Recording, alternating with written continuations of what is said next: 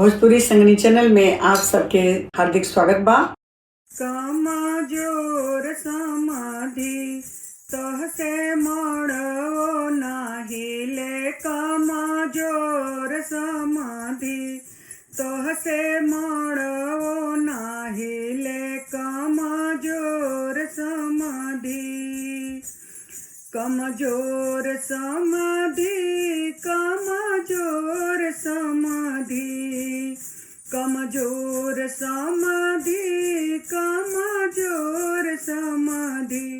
तहसे मड़ो नाहिले, कमजोर समाधि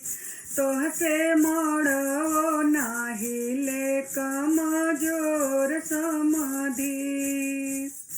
पियले बाड़ा पोखरी के पानी धैले बाजू खाम, कमजोर समाधि पियले बाड़ा पोखरी के पानी धैले बाजू खाम, कमजोर समाधि तहसे मड़ो नाहिले, कमजोर समाधि तहसे मड़ो नाहिले, कमजोर समाधि समाधि के अखिया कीचड़ लागता फटी चर, कमजोर समाधि समाधि के अखिया कीचड़ लागता फटी चर, कमजोर समाधि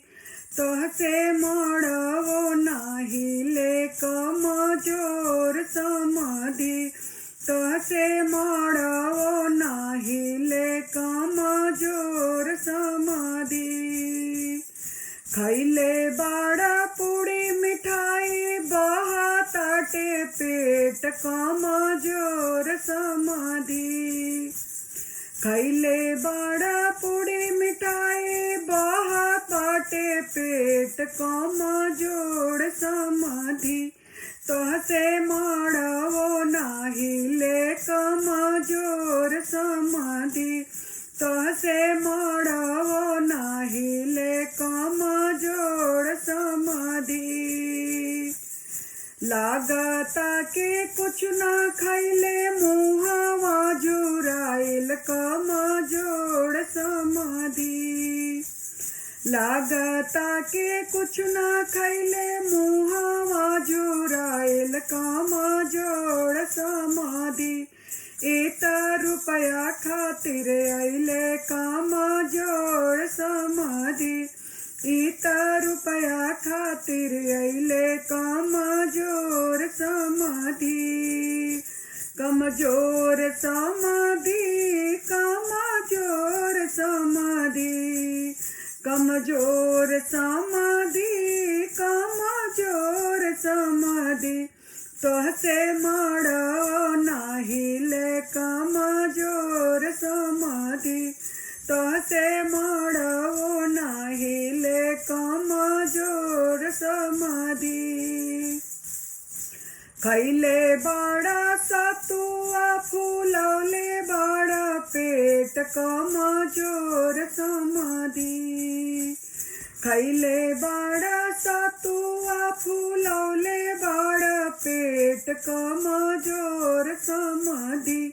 तहसे मड़ो नाहिले, कमजोर समाधि तहसे मड़ो नाहिले, कमजोर समाधि तहसे मड़ो नाहिले, कमजोर समाधि।